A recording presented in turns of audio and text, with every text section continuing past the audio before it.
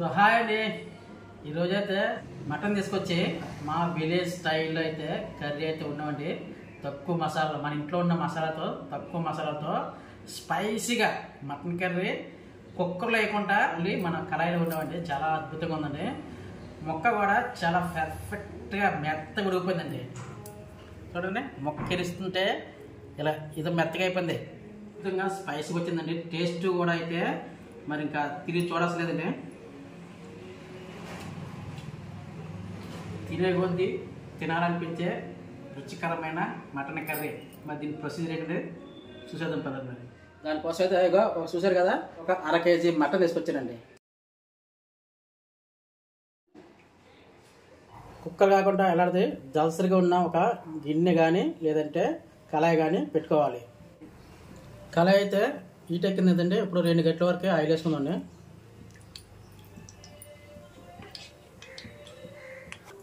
ఇప్పుడు oil heat ఎక్కిన తర్వాత చూడండి, వెల్లుల్లి అండి. వెల్లుల్లిలో ఒక 4-5 రెబ్బలు తీసుకోవాలి.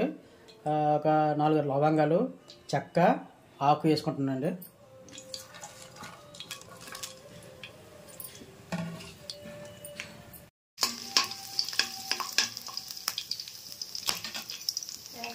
ఇప్పుడు పచ్చిమిర్చి వేసుకోవాలి.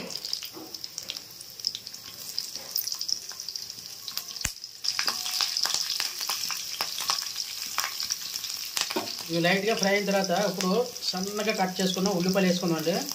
ఉల్లిపాయలు అనేది ఎంత వీలైతే అంత సన్నగా కట్ చేసుకోండి.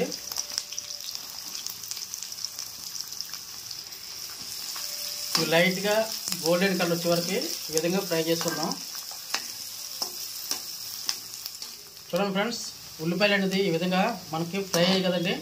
ఇప్పుడు 1 స్పూన్ వరకు అల్లం వెల్లుల్లి పేస్ట్ వేసుకుందాం.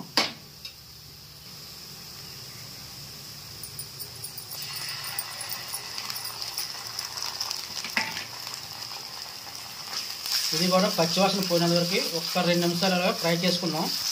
ఈ విధంగా అల్లం వెల్లుల్లి పేస్ట్ పచ్చివాసన పోయిన తర్వాత ఈ మిమ్మట్లో మనం రెడీ చేసి పెట్టుకున్న ఒక మటన్ ఉంది కదండి, 1/2 కేజీ మటన్ అయితే ఇందులో వేసుకుంటున్నాను.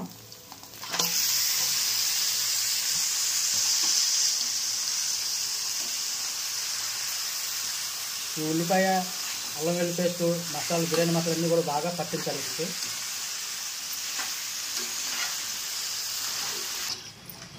ఈ విధంగా మటన్ కొద్దిగా మగ్గిన తర్వాత ఇందులో కొద్దిగా పసుపు వేసుకుందాం.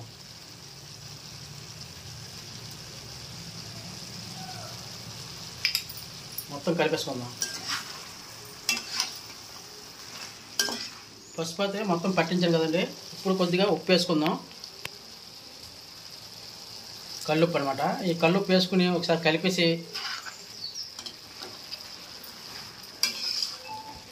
ఈ టైంలో కొద్దిగా టమాటా ముక్కలు ఒకే ఒక టమాటా తీసుకొని ఈ విధంగా కట్ చేసుకొని వేసుకోవాలి.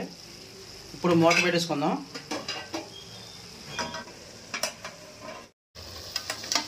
చూడండి, ఇప్పుడు ఒకసారి మూత తీసి చూసాం కదండి, వాటర్ మొత్తం బయటకు మనకి ఎలా తెలియదు చూడండి.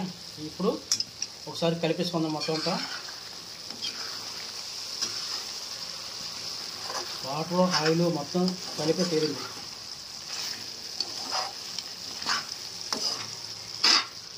ఇప్పుడు మసాలాలు యాడ్ చేసుకుందాం.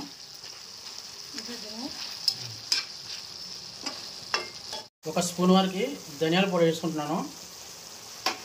1 స్పూన్ జీలకర్ర పొడి, 2 స్పూన్లు కారం, 1 స్పూన్ వరకు గరం మసాలా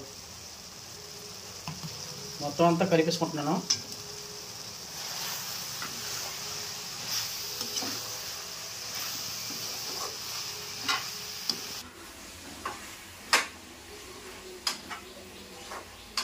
మనకి ఉప్పు కానీ మసాలా కానీ కూడా అన్నీ కూడా ఇప్పుడు చూసుకోవాలి.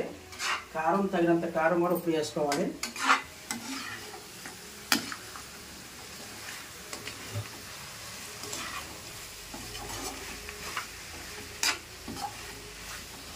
ఇప్పుడు ఈ విధంగా మొత్తం అంతా కలిపేసుకున్నాం కదండి. ఈ కలిపేసుకున్న తర్వాత మళ్ళీ ఒక 2 నిమిషాలు మూత పెట్టుకుందాం.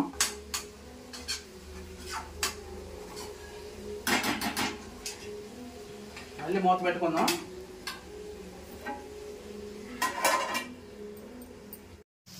చూసారు కదా, ఒక 2 నిమిషాలు విధంగా మగ్గించుకున్న తర్వాత ఇప్పుడు మసాలా మొత్తం చూసారా ఎక్సలెంట్ పట్టింది.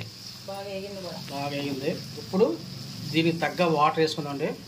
ఒక గ్లాసు వాటర్ వేసుకుంటున్నాను. మనకి ముక్క మెత్త ఉడకాలంటే కొంచెం వాటర్ ఎక్కువగా ఉండాలి.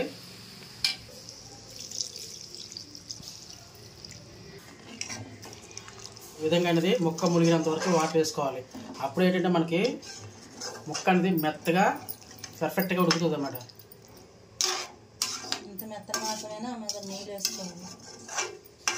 మటన్కి ఉండాలి. మటన్ లేదంటే గట్టిగా ఉంటుంది.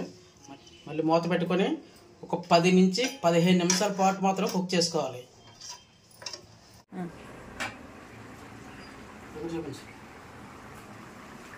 చూడండి, మనకి ఇంకా కొద్దిగా వాటర్ అయితే ఉంది.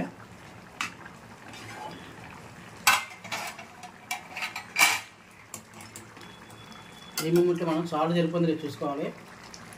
మనకి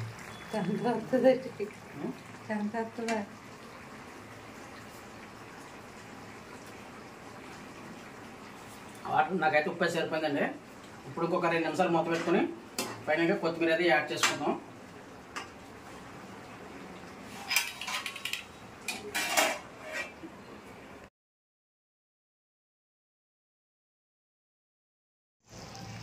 దగ్గరే ఉడుకుకోవాలన్నమాట. కొద్దిగా జ్యూసీ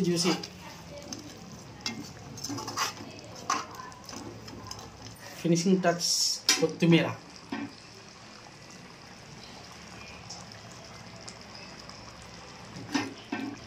కొద్దిగా కలిపేసి స్టవ్ ఆఫ్ చేసుకొని భోజనానికి సిద్ధమైపోదాం. ఎందులో చేద్దామా?